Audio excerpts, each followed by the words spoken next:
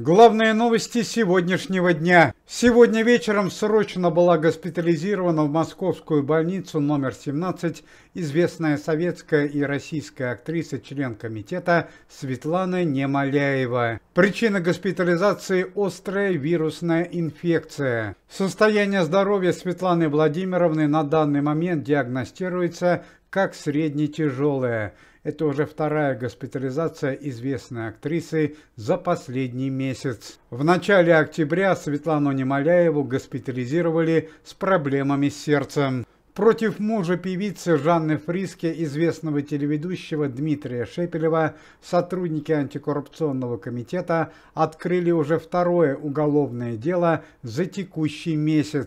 Теперь Дмитрий Шепелев обвиняется не только в ведении незаконного коммерческого бизнеса на территории России, но и в отсутствии лицензии телеведущего. Помимо открытия уголовного дела, Дмитрий Шепелев потерял и свою основную работу. Теперь телеведущий не работает на центральном телевидении и перестал вести популярное шоу на канале «Россия» под названием «В кругу друзей». Российские врачи провели срочную операцию на глаза известному певцу по имени Витас и спасли известного артиста от слепоты. Причина печального события – это световые и лазерные установки, которые присутствовали на всех концертах известного артиста. В связи с серьезными проблемами со здоровьем певец Витас временно отменил все концертные выступления. Организация по борьбе с преступностью и коррупцией во главе с Никитой Михалковым дала жесткий ответ всем тем, кто попытались закрыть работу комитета и филиалы организации в разных городах Российской Федерации. Известные советские и российские артисты, члены комитета Владимир Винокур и Александр Буйнов сообщили последние новости о работе организации. По словам артистов, в нескольких городах Российской Федерации, где несколько дней назад была предпринята попытка закрыть филиалы антикоррупционного комитета, было арестовано 8 чиновников. Они были отправлены в следственный изолятор. Никита Сергеевич Михалков сообщает, что данные чиновники пойдут под суд, так как они незаконно попытались сорвать работу антикоррупционного комитета. Начальник Следственного комитета Российской Федерации Александр Бастрыкин, который взял под личный контроль шокирующее дело о нападении российского певца Прохора Шаляпина на легендарного композитора Александру Николаевну Пахмутову, дал последние комментарии о этом чрезвычайном событии. Певец Прохор Шаляпин, который совершил нападение на Александру Пахмутову, на данный момент находится в следственном изоляторе.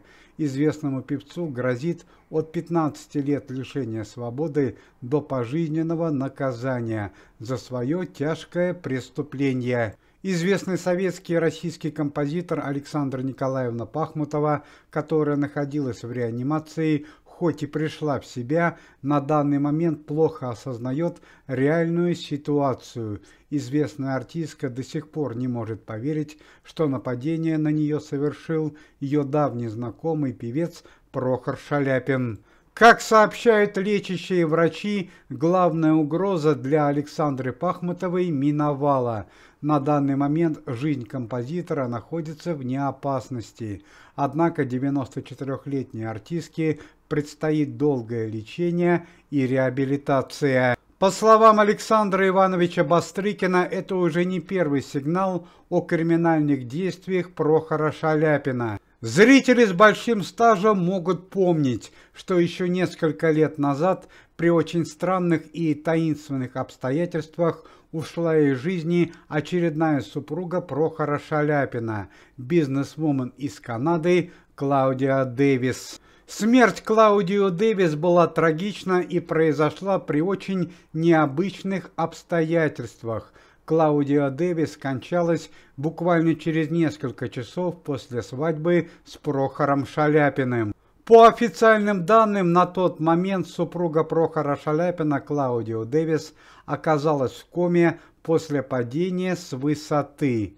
Это случилось весьма неожиданно, и Прохора Шаляпина долгое время подозревали в преступлении в корыстных целях. Однако в тот момент известному артисту удалось уйти от ответственности. Александр Бастрыкин подтвердил новость о том, что сделает все возможное, чтобы Прохор Шаляпин получил самый крупный уголовный срок за свое преступление. Однако в этом случае многое зависит и от Александры Пахмутовой. Легендарный композитор хорошо известна своей доброй душой, и многие поклонники известного композитора волнуются, что если Александра Николаевна поправится и придет в себя, она может простить Прохора Шаляпина. К слову сказать, что несколько дней назад Прохор Шаляпин, который находился в квартире у Александры Пахмутовой, нанес несколько ножевых ранений известному композитору, не оставив буквально ни одного живого места. Старший сын пресс-секретаря Верховного главнокомандующего устроил крупный скандал на борту самолета Москва-Турция, который совершал перелет в город Анталью. По данным пресс-службы антикоррупционного комитета, 32-летний мужчина находился в бизнес-классе и употреблял спиртные напитки. Однако, когда он узнал, что на борту самолета закончился напиток под названием текила, он был очень недоволен и даже потребовал остановить самолет и совершить вынужденную посадку. По данным прессы, по прибытии в Турцию сына пресс-секретаря депортировали обратно в Россию для возбуждения административного дела и выплачивания крупного штрафа. Известная спортсменка и общественный деятель Татьяна Навка по-прежнему находится в тяжелом состоянии после нападения, которое произошло неделю назад. Отметим, что около дома Татьяны Навки неизвестные преступники напали на саму Татьяну Навку и ее дочь. В результате нападения Татьяна Навка получила травмы, а дочь трагически погибла. Сегодня в городе Кировограде трагически погиб российский певец в стиле шансон, младший брат известного советского и российского певца Михаила Муромова, 50-летний Евгений Муромов. Евгений Муромов, несмотря на то, что был артистом, испытывал финансовые трудности и в свободное время подрабатывал таксистом. Трагедия произошла в тот момент, когда брат Михаила Муромова, Евгений, находился на очередной смене и связана с неадекватными пассажирами, которые находились в состоянии алкогольного опьянения и не хотели платить за проезд. Евгений Муромов не был таким известным, как его старший брат Михаил, однако он участвовал в конкурсе «Играй гармонь» и «Песня года». За годы своей творческой карьеры записал 2 музыкальных альбома. Уважаемые зрители, если вы желаете выздоровления членам комитета и поддерживаете их деятельность, то можете поставить лайк под видео и написать поддерживающий комментарий.